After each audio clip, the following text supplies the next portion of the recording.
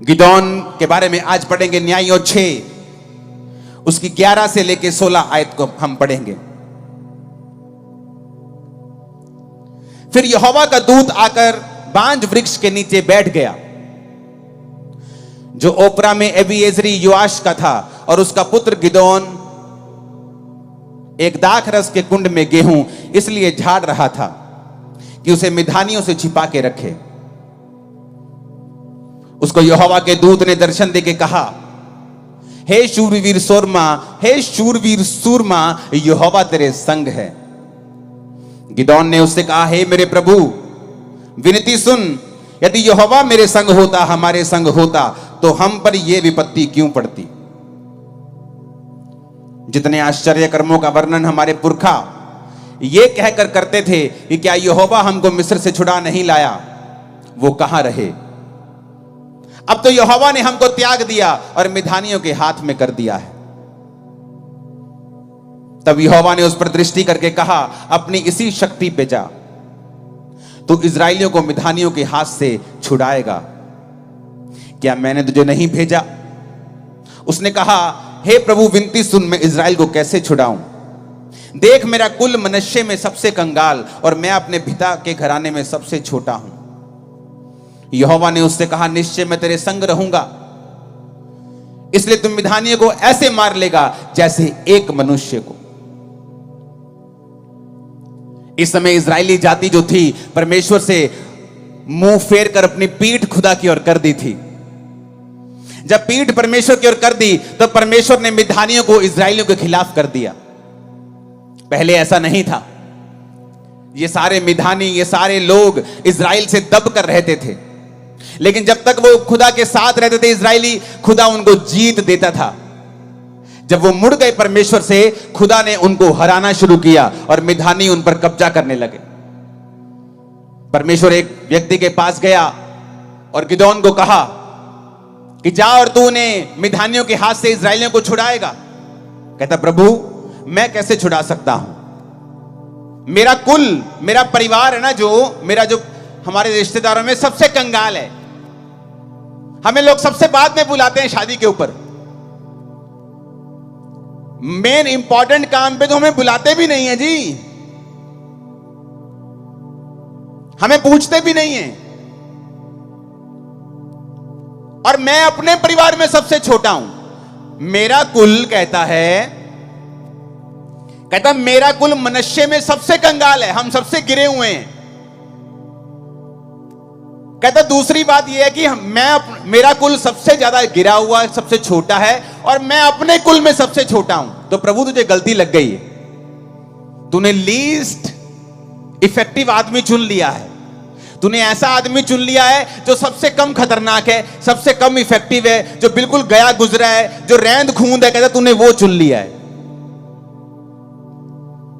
जैसे आज लोग सोचते हैं कि क्या परमेश्वर मेरी जिंदगी में काम करेगा।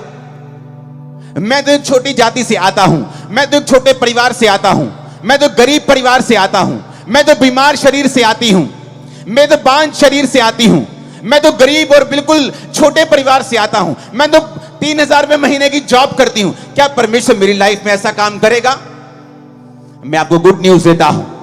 मेरा यहोवा परमेश्वर, जो 4000 साल पहले ऐसी बातें करता था, जो 5000 साल पहले ऐसी बातें करता था, फिर जीसस के समय वो ऐसी बातें करता था, पौलुस के समय कहता था कि मैंने तुच्छों को, मैंने गरीबों को, मैंने बीमारों को चुन लिया है, वो आज भी ऐसी ही बातें करता है।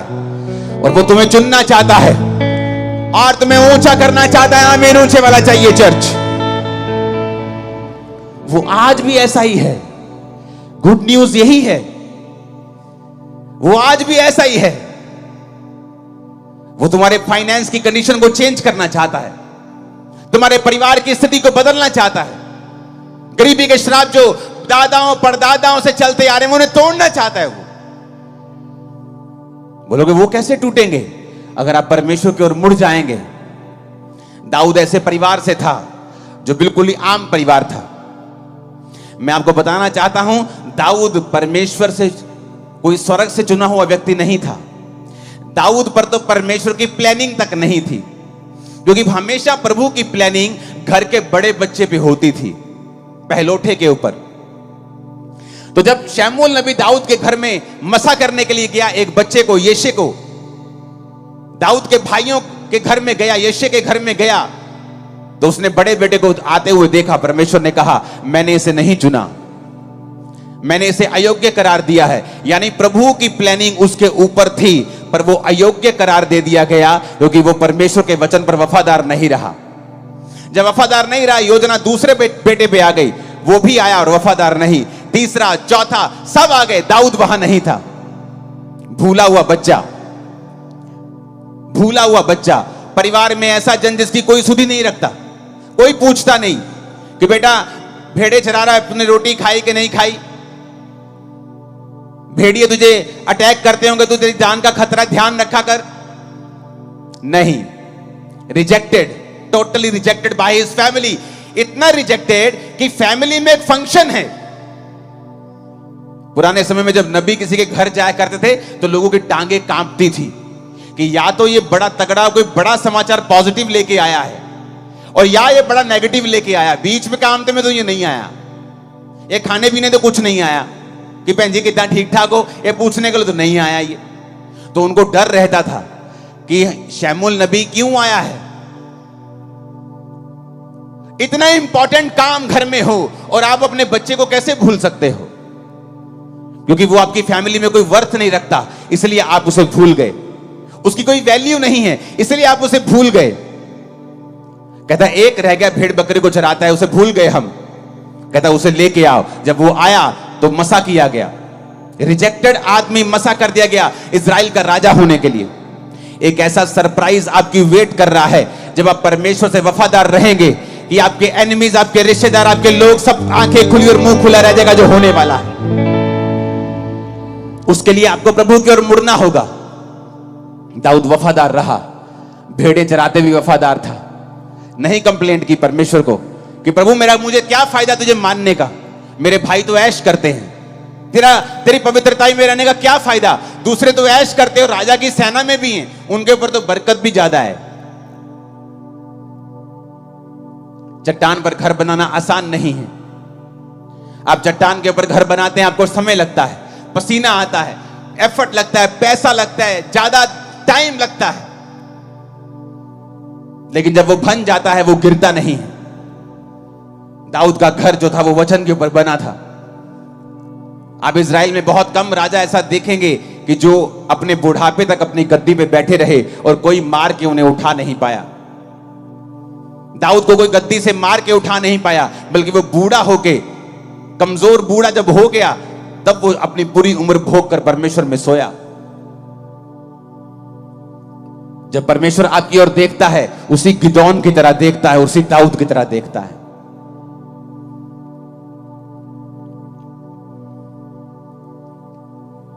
जब मेंटली अपसेट के अटैक होते थे और दुष्ट आत्मा मेरे पे जब अटैक करती थी, तो कोई दवाई काम नहीं आती थी, कोई काउंसलिंग साइकेट्रिस्ट की काम नहीं आती थी। रोता था मैं, करलाता था, दुखी होता था बहुत। फिर मैंने नशे करने शुरू कर दिए एक्सट्रीम, और मैं परमेश्वर को जानता नहीं था।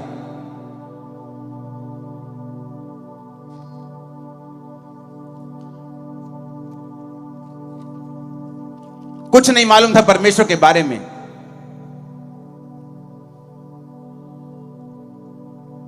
लेकिन जिस दिन यीशु मसीह के बारे में मालूम हुआ और मैं प्रभु में चलने लगा, नॉलेज नहीं थी परमेश्वर की। और एक पास्टर मुझे आत्मा में बोलता था, तू परमेश्वर का बहुत बड़ा दास है, तू परमेश्वर का माइटी जन है। मुझे लगता था कि मैं पागल हूं, शायद मैं मर जाऊंगा, तो मुझे तसल्ली देते रहते ये लोग। मैं क्रिश्चियन बन गया हूं ना, तो शायद मुझे झूठी तसल्ली देते रहते, मुझे मोटिवेट करते रहते हैं कि मोटिवेट करके इसको थोड़ा सा टेम्परेरी सुख मिल जाएगा, थोड़ा मेंटली स्टेबल हो जाएगा आदमी, तो थोड़ा दुख कम हो जाएगा। पर मुझे मालूम नहीं था कि वो पवित्र आत्मा से ऐसा बोलते हैं। मुझे मालूम नहीं, परमेश्वर उसी तरह मुझे देख रहा है जिस तरह वो गिदोन को देखता था। मुझे वो उसी तरह से देख रहा है जिस तरह वो अपने लोगों को, अपने पतरस को, जिस तरह से पौलुस को वो देखता था, जिस तरह वो दाऊद को देखता था कि मैं सबसे छोटे को चुन लूंगा, सबसे कमजोर को चुन लूंगा, मैं सबसे तुच्छ को, सबसे गरीब को, सबसे रिजेक्टेड को चुन लूंगा, ताकि जो अपने आप को बड़ा समझते उनको शर्मिंदा कर दूं। कभी नहीं सोचा था कि इतने लाखों लोगों में कभी प्रचार किया करूंगा, क्योंकि मैं कलीसिया में फ्रंट पे भी जब बैठता था तो अपने मुंह को नीचे करता था कि ताकि मेरे को कोई देखे ना। पीछे से मैं सबसे आगे जाके बैठता था ताकि लोग मुझे मेरे फेस को देखे ना। मुझे इतने अटैक्स, इतनी शर्म, इतनी हिचक होती थी, मैं बैठ भी नहीं पाता था प्रभु की हजूरी में। नहीं तो अगर मैं अच्छा होता तो बोलता, प्रभु मैं कंप्यूटर इंजीनियर था इसलिए तूने मुझे चुन लिया। इसलिए मैं आज कहता हूं कि मैं सबसे तुच्छ था, सबसे कमजोर था और परमेश्वर ने मुझे चुना। और यही वो प्लान आपके लिए रख के बैठा है, आपको उसके पीछे चलना है।